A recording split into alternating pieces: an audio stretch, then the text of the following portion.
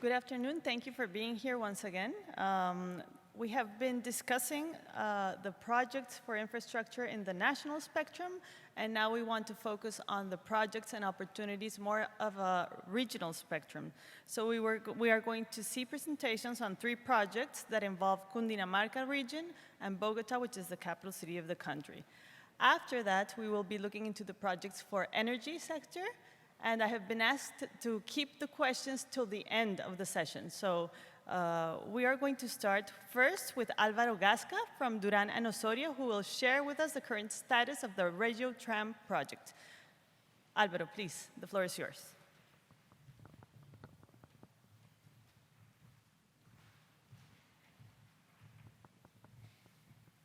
Well, good afternoon, and thank you very much to having here. Thanks to the organizer of this important event. I will present quickly a Regiotram project. Let's try to summarize this 50-year dream from Cundinamarca in the next 10 minutes. So the project is the first passenger railway in Colombia for connecting a suburban zone with the capital city of Colombia, with Bogota. Project will begin in Facatativá, a municipality near Bogota, and we connect the project with the center of the city. There is a 40 kilometers project, 100% electrical, and it will be moving around 130,000 passengers per hour and 40 million passengers per year. For this project, we have designed a concession contract, an integrated concession contract with the concessionaire, will be in charge of the detail engineer, the construction, the equipment of the project, the provision of the rolling stock, and the operation and maintenance of the project for a period we have considered in 20 years. What is important of this kind of concession, that we will permit us to pay part of the CapEx during the construction phase, and having an availability payment in the operation and maintenance phase that will be in charge in part of financing the rolling stock. Some numbers about the project. We have a CapEx of civil works and equipments, communication equipments of around $360 million. Estimate CapEx for rolling stock of $200 million.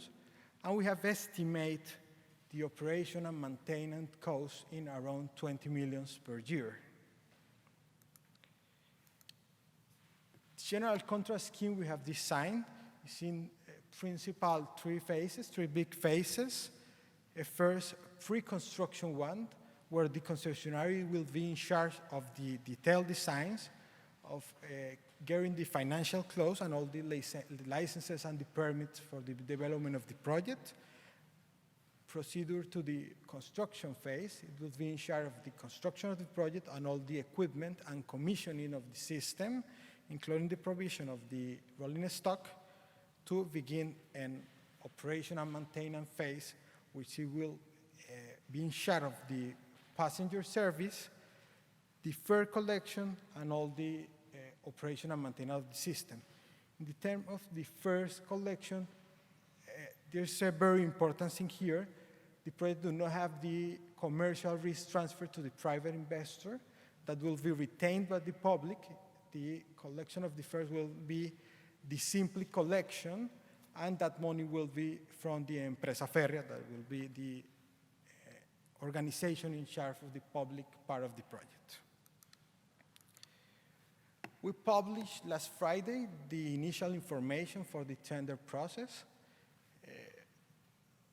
and I will try to explain quickly the requirements we are expecting in this tender process. So in the financial capacity, we are expecting that the minimum of the network will be 750,000 million pesos, COP. The debt capacity will be measured after debt ratio. If you are a normal company, it will be 80%. For financial institutions, it will be permit up to 90%. Also, we were asking for a financial closing experience at maximum 2 contracts with a value of $800 1,000 million pesos, and one of those financial closings must be at least, say, 600,000 million in the last 15 years. Something happened during the presentation. There are also some technical requirements in the construction. Will be construction experience, at least 50 kilometers of railway construction. That must include some urban works, at least 8 kilometers in the urban plaque, and also at least 30 kilometers in ballast. Also, we will be asking for experience in the electrical part, in building catenary or electrical alimentation for the project in at least 30 kilometers. And we will be asking also for experience in operation, in passenger operation, at least 130,000 passengers per day in at least 2 of the last 5 years. This information is very published in the website of the Empresa Feria. So, well, we hope to see you participate and investing in this project. Thank you very much.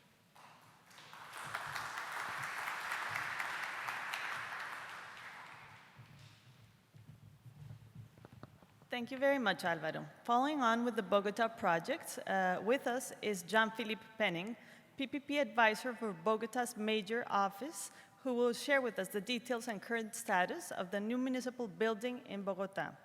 Jean-Philippe, the floor is yours.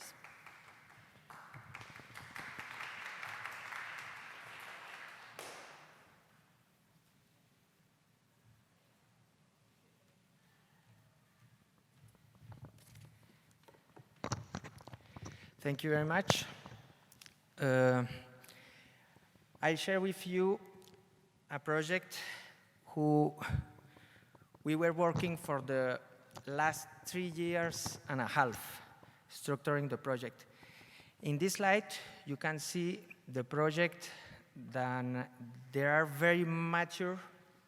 We have the feasibility approved for the 10 projects you can see. 2 of them about roads, Alo Sur and Accesos Norte. 5 of them, it's about public space. One, it's an amusement park. The other one in social infrastructure is the hospital in Bosa, in Bogotá. And the last of them is the new municipal building.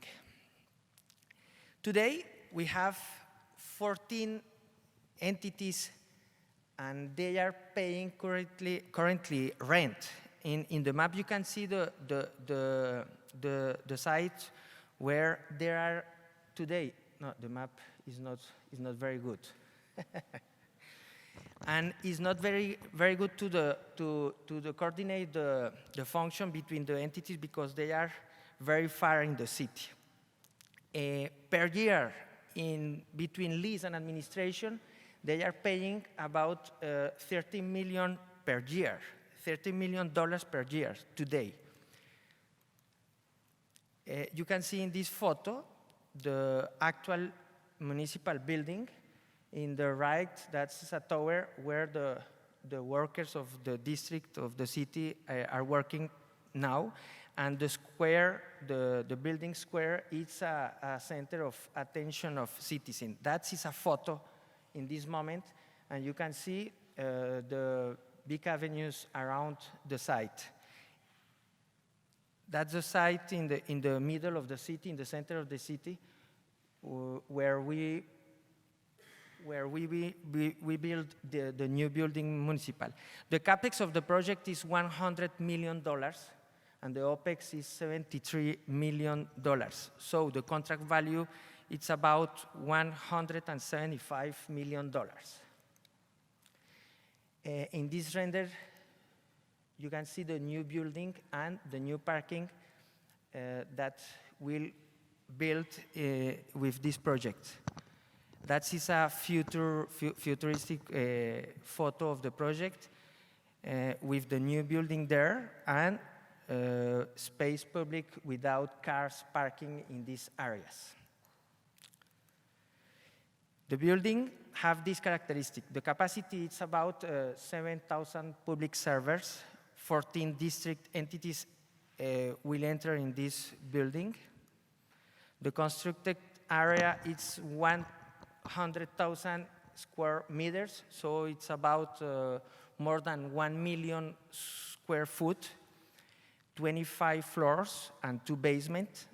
The PPP contract term, 25 years, 3 years for the construction phase and 22 years for the phase of operation and maintenance. Parking for cars, motorcycles and bikes, more than 1,000 bikes in these sites. Floors 1 to 5 with lobby, citizen attention, well-being, meeting and conference room, and floors 6 to 29 is the offices for the 14 districts entities. That's the general characteristics of the PPP project. Yesterday, the Council of the Government of the city, so is the mayor with his cabinet, approved the annual resources for this project yesterday. And the good news is that tomorrow we are going to the Council of the city to look if they approve the resources in the next month. So if we have a good news at the end of the month of July, we will begin with the bidding process of this project in Bogotá. And it's the same term for the project of hospital in Bosa. So they are in the same terms. That is a photo for another project. It's the first one, the Movistar Arena, it's a PPP project, it's the first one unsolicited proposal in operation in Bogotá or in Colombia. That is a photo. You can see the terms of the contract, and I will see you bring this photo because the message is it's possible to have PPP project in Bogotá, and it's a reality now in Bogotá. They begin the operation the past month of September in 2018. Thank you very much. So this, the Bronx Creative District project is the type of project that President Duque was talking about this morning when he mentioned how the creative economy or the orange economy is driving economic growth and development in Colombia. This will be the first creative district not only in Bogotá but in the country, and it is setting the course for what are to be another at least 5 creative districts in the upcoming years. So it is a great case of urban regeneration project for Bogotá, but with this content and focus around creative industries and the creative economy as a driver for growth for the city and also urban regeneration. A bit of background about Bogotá for those of you who may not have been there yet. We hope you will go there soon. It's a city of about 8.5 million people, 10 million if you consider the metropolitan area, with an annual growth of about 1.3%. Today it is the most important tourist city in Colombia. It used to be Cartagena, that was a typical tourist destination, but today it is Bogotá. First purpose of visitors is obviously business, but the second reason people visit Bogotá is for entertainment, creative projects, cultural activities, food, dining, music, concerts. So it is becoming a very popular destination for its content around creative industries. And this is very important for the project because it is one of the most important motivators for deciding to set up a creative district in the city. It is also a city that is very active in terms of entrepreneurial activity, especially around the creative industries. More than 12,000 companies registered, and this does not count what we consider freelance or people just working in this industry that have not yet registered as a company. The city contributes almost 30% of the creative GDP in the economy of Colombia. And so to go into some detail about the projects, the specifics, it is located in the heart of the city center of downtown Bogotá, and it used to be one of the roughest neighborhoods in the city, or in Colombia, or in Latin America, actually. It was a city block that was crime-ridden, full of drug addicts, homeless people, extortion, all sorts of criminal activities took place in this block. And when Mayor Peñalosa came into government at the beginning of 2016, one of his very first actions was a police intervention of this area under the concept that there should be no place in a city that is restricted to its citizens or where people cannot feel safe to go. So after a major police intervention with more than 2,000 army and police force, the city reclaimed this area, and the decision was obviously around an urban regeneration project, but it was not clear what sort of project should be developed here, because it really had to revitalize the whole area and bring new content, new life, and new people to visit an area of town that was basically forbidden for most.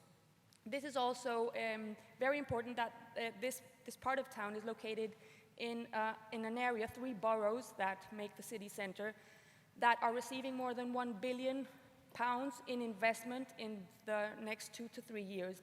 Money that has already been allocated by this city government, and that will be used in public infrastructure, roads, new parks, new streets, new buildings, new office, new cultural equipment. So there's a lot of investment going on in the area, but this very specific part of town had not been touched because of what used to happen there. So this project is really considered a trigger for the redevelopment of all the surrounding areas.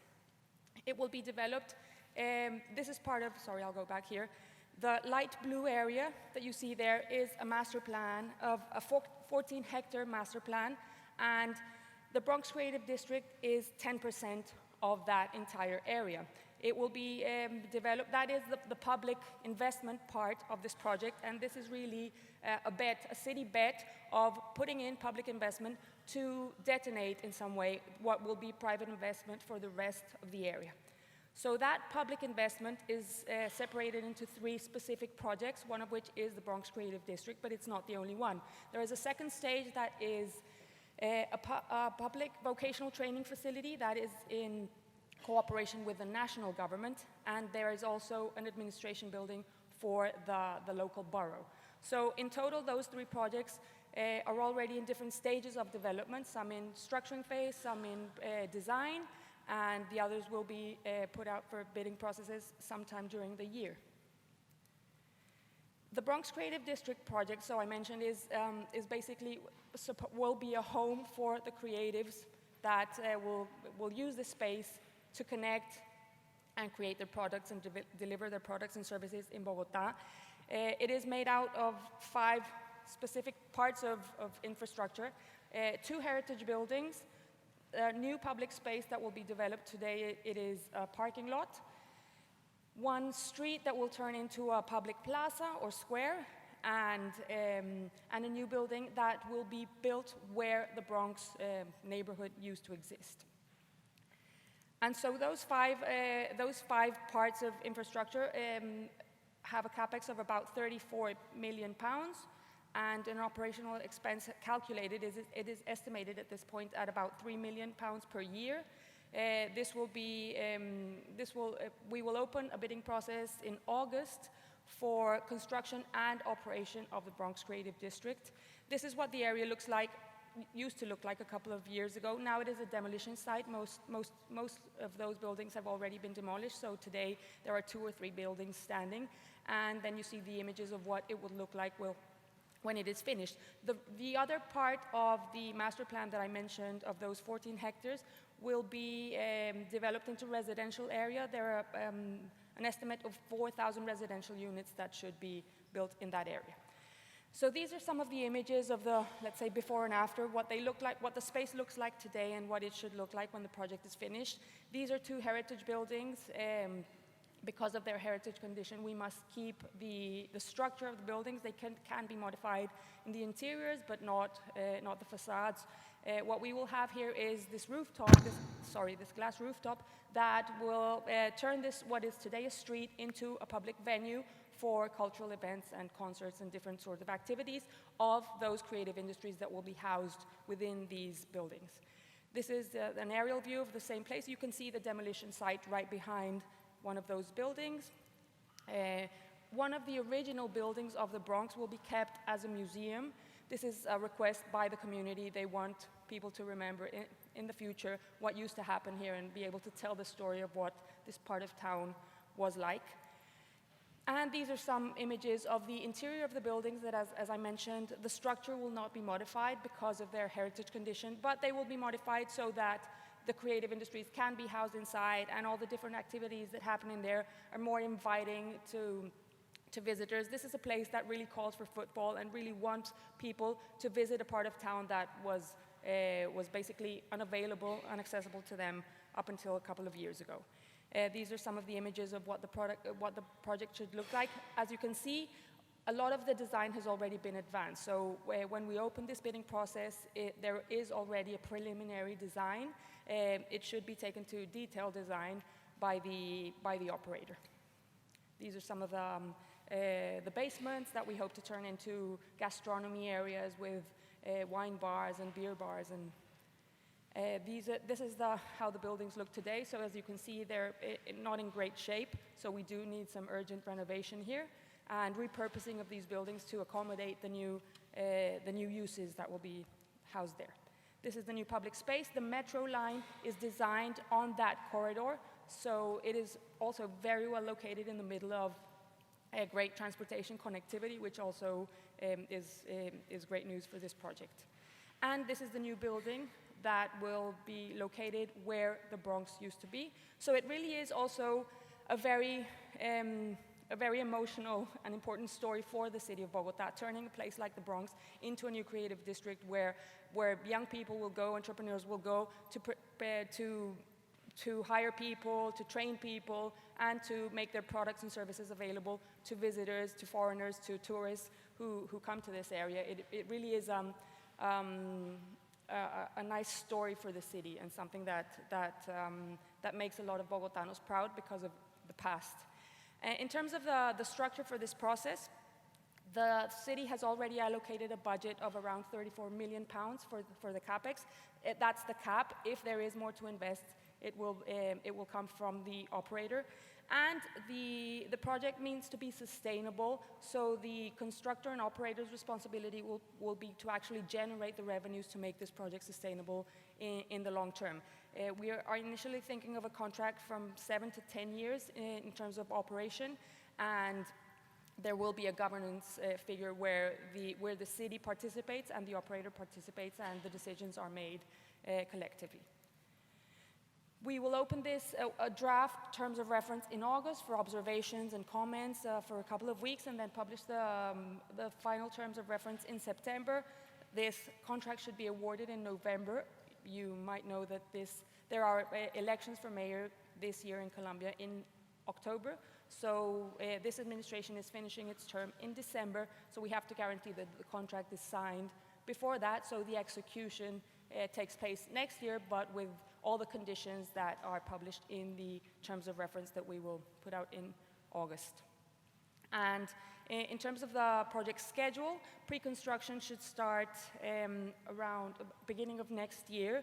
And because there are a lot of advanced designs and technical work and engineer work done previously, it should take from 6 to 12 months to be able to start construction after the licensing. There is one very specific license that needs to be processed in the beginning of next year, which is with the Ministry of Culture because of the heritage condition of these buildings. So it does require a special permit. Construction should begin middle of next year, and 18 to 24 months is what we are estimating because of the new building is quite a simple construction, and the other one is not construction but just repurposing of the existing buildings. So it should start operation around end of 2022 or beginning of 2023, and we're thinking of a 7 to 10 year contract, which will probably be some sort of concession scheme. That's the Bronx Creative District project. Thank you very much. Thanks again. The focus of my presentation is to present the opportunity of Electricaribe. However, as Paulo mentioned, the organizers asked me to make a couple of comments on renewables in which we are working on And I add a couple of slides on it to show you the opportunities that are in renewables in Colombia. In our role of advisory services, we support the Ministry of Mines and Energy in the structure of the renewable energy program. We signed an agreement in 2016, and we worked with them for a couple of years. With 5 pillars, we support the public policy trying to create clear rules of the game, some technical features of the program, and in particular the connection with the Caribbean, environmental issues. We work hard on the regulatory framework, which is, of course, something quite important to promote renewables in Colombia. And we work in our area of expertise, which is financial considerations, bringing and trying to create new products, financial products, with the aim to allow financial closings in these projects. We work in this endeavor with the technical support of the World Bank, and we receive non-reimbursable resources from PPAF, CTF, GIF, etc. Here probably is the key element of the program, which is, as President Duque said this morning, that Colombia is committed with the energy matrix diversification through renewables, the non-conventional renewables. The target is to increase the participation of this energy from 0.34% in 2018 to 18% by 2032. So far, a couple of achievements. On the one hand, the definition of the guidelines of the policy for long-term contracting of these projects. A decree was enacted in 2018 in this regard. And even though it was an auction unsuccessful that was probably in February, it is interesting to note that in the reliability charge auction, 8 projects, solar and wind energy, were awardees of this auction. So almost 1.5 gigas are already approved by the government for new energy, in spite of not having an auction for renewables. And there is an announcement. The minister has been quite clear on this, that learning from lessons from what the participant said, there will be a new auction on September of this year. And the prospects are interesting. The estimated investment is about $4.4 billion. It is a 10-year program with a size of 3.7 gigas, with emphasis in solar and wind energy, and 2 stages. In the first 5 years, 1.7 gigas, and in the next 5 years, 2 gigas.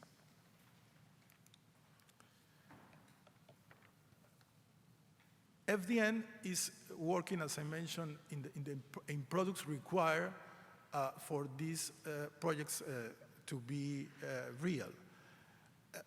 In large-scale projects, what we see is challenges. As I mentioned in my previous presentation, FDN is a development financial institution, and what we are trying to do is to fill gaps and trying to solve problems that nobody else can the possibility to do it. So in that regard, we see an opportunity for us to enter in the market and to open for other players to come, because in this case, being a new sector, local banks' lack of expertise in financing non-conventional renewables, and also they lack some expertise in project financing.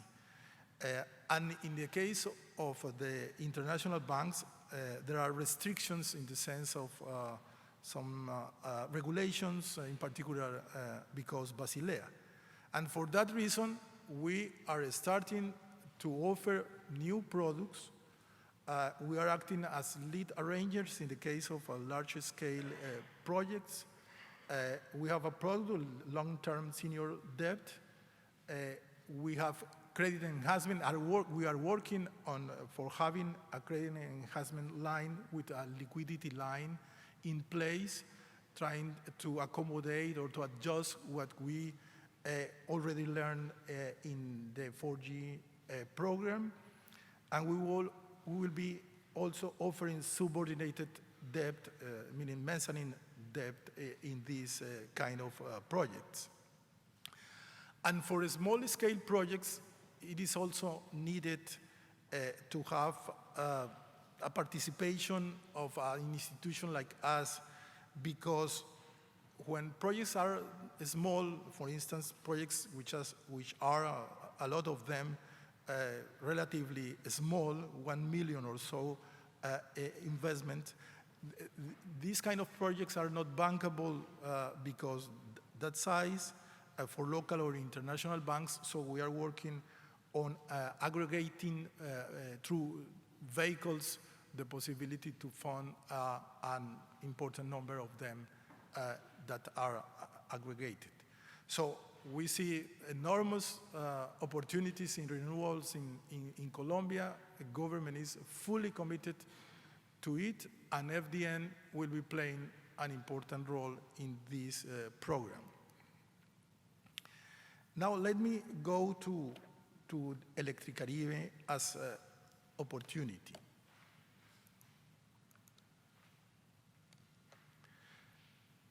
Electricaribe is a firm, a company that was intervened by the Superintendency of Utilities in November 2016 as a preventive measure because the probability of limitations in the energy supply in the Caribbean coast of the country. So after that intervention, the superintendency named an agent. That person has a mandate, a legal mandate, in order to find a solution for the distribution and commercialization business in the Caribbean coast.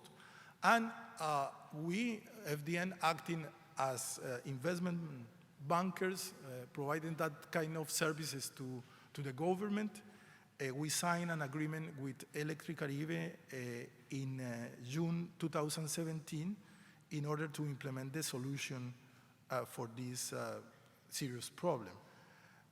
We work in a couple of phases, identifying alternatives and options, and then we are implementing the alternative that we or the government choose. FDN is working with a team in which participate Lazard as international investment banker, Agora as the local banker, and Brigade and Urrutia as a legal firm. Here we can see the opportunity. It is a huge opportunity, a unique opportunity in the sense that Electricaribe represents 26% of the distribution market of energy in Colombia. And there are only two other players with that kind of size, EPM and Grupo Enel. So for anyone interested in coming to Colombia and to invest in the energy sector, this is a unique opportunity given the size of that company. Electricaribe is also, or represents 22% of the commercialization market. It is a market that grows well above the average of the rest of regions. Number of clients, 2.7 million. Here we have a map of the market. It corresponds to 7 states or provinces, 188 municipalities, 2.7 million clients. It provides services to 10.3 million inhabitants. Some financial figures, 1.5 billion in revenue and 146 in capex. And there are some other figures there that will be in the presentation I will left. Here we have some overview about the process, the recent developments.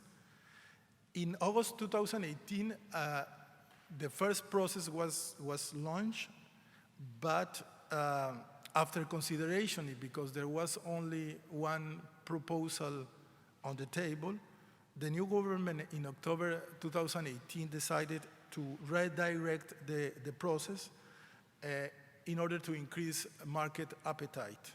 So for that reason, this year in April, the new government relaunched the process with a new perimeter of the transaction.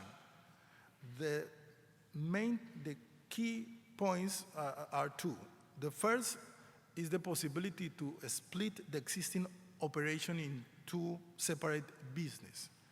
I will show how it will be done.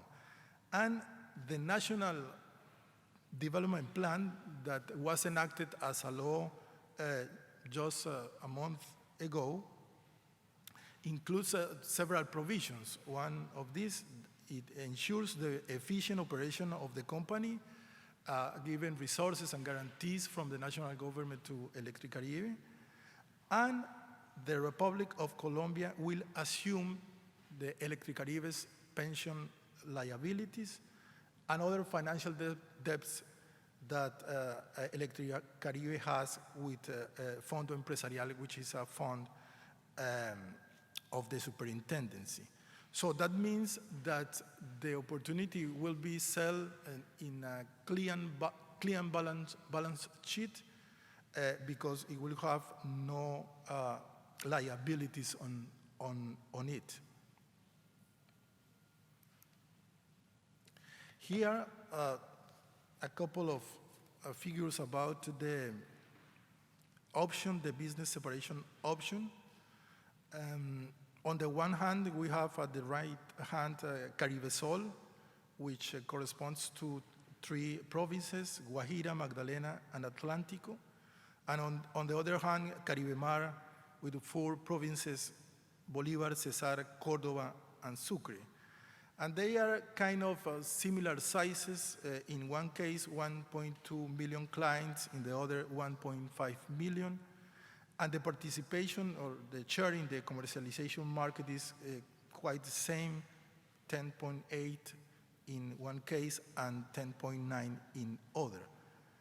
And the investment required is, in the case of Caribemar, 1 billion for the next 5 years, and in the case of Caribesol, 800 million in the same period.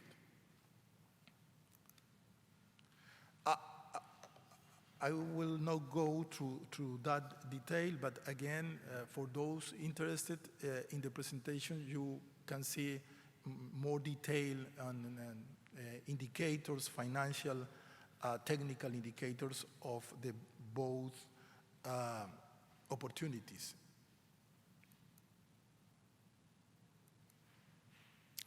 Here, I would like to stress the amount of investment that is required. In both cases, we are talking about a large amount of money. As I mentioned, 800 million in one case and 1 billion in the other. Investment that corresponds to different components, the loss reduction energy plan, for the network collection improvement and other kind of investments. So the company will require a lot of financing, and that's, of course, an opportunity. In the process, we started the pre-qualification in April, as I mentioned. The requirements were technical and financial. Probably it's not so important to go into the details, but at the end of the day, by the end of May, 6 companies sent their expression of interest for pre-qualification. Right now, some of them are doing some amendments to the documentation, and by the end of this month, it will be published the number of the final pre-qualified. So opportunities, many opportunities and big opportunities to associate with the firms that have been pre-qualified, to finance the investment plan, which is huge, as I mentioned, different kind of insurance policies for this company. And finally, in terms of the schedule, what we expect is to have the names and of the final pre-qualified this month, and then after due diligence, management presentations, and site visits from June to the end, middle of September, we will have 3 auctions. One auction, the first individual auction, we haven't decided yet which one will go first, but that will be done by the end of September. And 10 days later, there will be the second individual auction and the possibility to bid for the entire company. So we will see, of course, the government will see what is the best option between selling individually or selling the whole package. And that will be done by October. So that's it. Thank you very much. Good afternoon. I'm Peter Tibber. I'm the British ambassador in Colombia. And it's my job to just trying to wrap up the day. I haven't been here for most of the day, so it's going to be quite a challenge, and I'm not actually going to try and do that. I want to say something else, which is that I think this has been a really important day, indeed week, for Colombia in the UK and for the relationships between our 2 countries. We have had, still enjoying the visit by President Duque as a guest of the government, my government, to this country. We have had this event itself, and we have a number of side events which have already taken place and will take place over the next couple of days. On the first of these, the President has had a super visit. He's had meetings with the Prime Minister, with the Foreign Secretary. He's currently seeing His Royal Highness the Prince of Wales. He's had meetings in Parliament. He's been to a hugely impressive scientific research center, the Francis Crick Institute.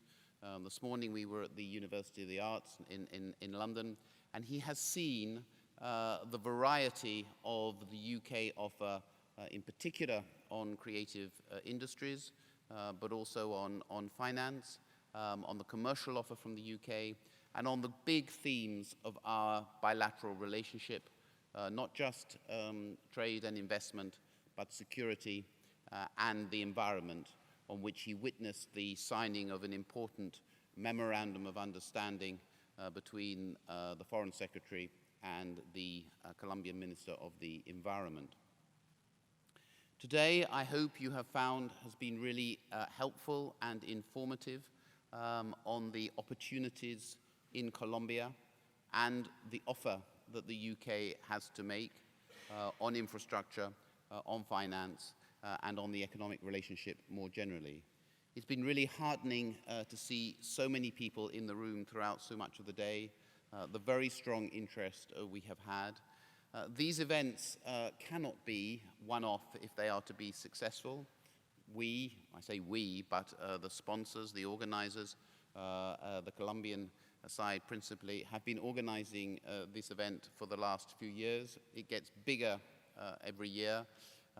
And my thanks to ProColombia, to the Bolsa de Valores, to the British Chamber for their work in leading this event, and to the sponsors for supporting it. And I think it's really important that we continue the momentum which these events have driven.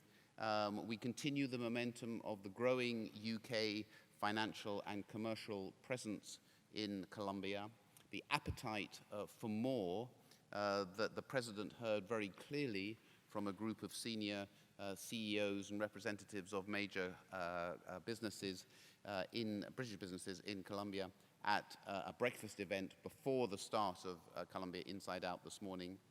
And it is my role and the role of my embassy to keep that drive and momentum going. And we will certainly do that. We have specific tools to help us. I've no doubt you heard about the Prosperity Fund, which is seed financing a number of infrastructure projects with a particular focus on poverty alleviation and gender issues in Colombia. You probably heard about the UK export facility. Indeed, I heard the Minister, British Minister Hollingworth, mention that this morning as a mechanism for support for financing Colombian projects with UK content. And we will continue this, incentive and this activity in the future. And the third area that I mentioned is a number of side activities which have taken place or will take place during the course of this week. This UK-Colombia activity has not been just taking place in this hall today.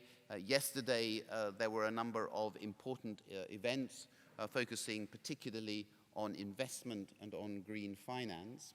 And later in this week, we will be running roadshows for SMEs in London and in Leeds and in Edinburgh, talking to them about the opportunities for business in Colombia. I think you heard when the President spoke this morning of a very clear sense of direction from him, of what his priorities are for Colombia going forward, his focus on entrepreneurship, on security, justice, he called it, and fairness, on equality, and the things that he wants to do to develop Colombia's economy and to diversify it over the next few years. And you got a bit more of the macroeconomic picture from the economics minister, Carrasquilla. And I think from our side, we have a really strong offer which is really attractive to the Colombian government and which President Duque has been very enthused about around our financial sector expertise, around our creative sector expertise, about what we can offer on transport or on construction, and all that set in a bilateral relations context, which is very, very strong, very powerful, and appreciated by both sides. So I very much hope that you have found this event worthwhile, that you have learned something from it, and that you will leave here persuaded that the opportunities that Colombia has to offer for UK business and finance expertise are opportunities that are well worth pursuing. Thank you very much. You've made it to the end. Congratulations. Thank you very much, Peter, for those remarks. I should start by thanking the Lord Mayor for letting us use this magnificent hall and the other facilities upstairs, and we're deeply grateful for him allowing us to do this. I think, should mention the organizing committee, who have been laboring for months, and they are based in Bogota and London. A lot of phone calls taking place. involving the embassy, the Colombian embassy here, the British embassy in Bogotá, the Department of International Trade here, same in Bogotá, the British and Colombian Chamber of Commerce, Pro-Colombia, the Prosperity Fund, Duran and Osorio, the law firm, EY. There's a lot of people involved in trying to get this organized. So my thanks to all of them for taking part and sticking to it and producing, I think, a very creditable result. My thanks also to Canning House, who shared the expenses for last night's reception in the Lacana room in the Foreign Office, which is a magnificent place to have a reception. And also to our sponsors, the extra ones in addition to Citibank, which include BAT from Bogotá, Invest in Bogotá, which is a government promotion agency for promoting trade in Bogotá, and also a chamber member. Anybody interested in joining, we are interested in you joining us, and I can explain what we can do for you. Also, Amerisol, an onshore oil company with a deep experience of operating throughout Colombia, in particular in Putumayo, another chamber member, and also lastly, Control Risks, which is a specialist risk consultancy, which is determined or motivated by helping people succeed in a volatile world, and has done so for the last 40 years or so.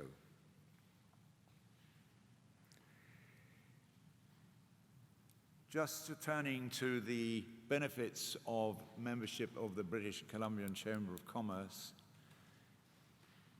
we are London-based. Tanya Hoyos is here in the front row. We provide research, we provide missions to Colombia and other countries in Latin America. We provide a website, we provide events from time to time on the country, and trying to keep you informed about what's going on. Just before closing, I've been going to Colombia on and off since 1974. When I first turned up, there were two hotels there, the Hilton Hotel and the Tequendama. The Tequendama is still there. There was green fields between the Tequendama and the Unicentro, which have completely disappeared. The country has gone through huge changes in that time, including drugs wars, about which exciting films are made. But the country has changed much and gone through these experiences and come through the other side. It is a much safer place to go to these days. There are huge opportunities available, and it's also a business-friendly place. You heard the president tell you it's a business-friendly place. Colombia is open for business, he says. But it still presents problems, and you need to be aware of the differences between the attitudes of the national government as opposed to local governments. And there will be complications in navigating through these problems.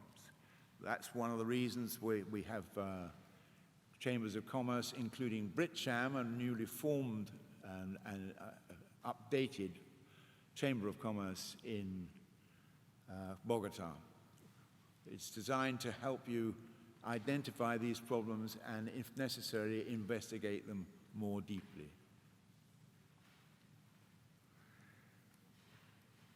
And the other thing I would say, it depends what business you're in as to what sort of problems you need to deal with. If you're in the infrastructure sector or the oil and gas, you need to know how to communicate effectively with the local communities. If you don't get the local communities on your side, you have no project.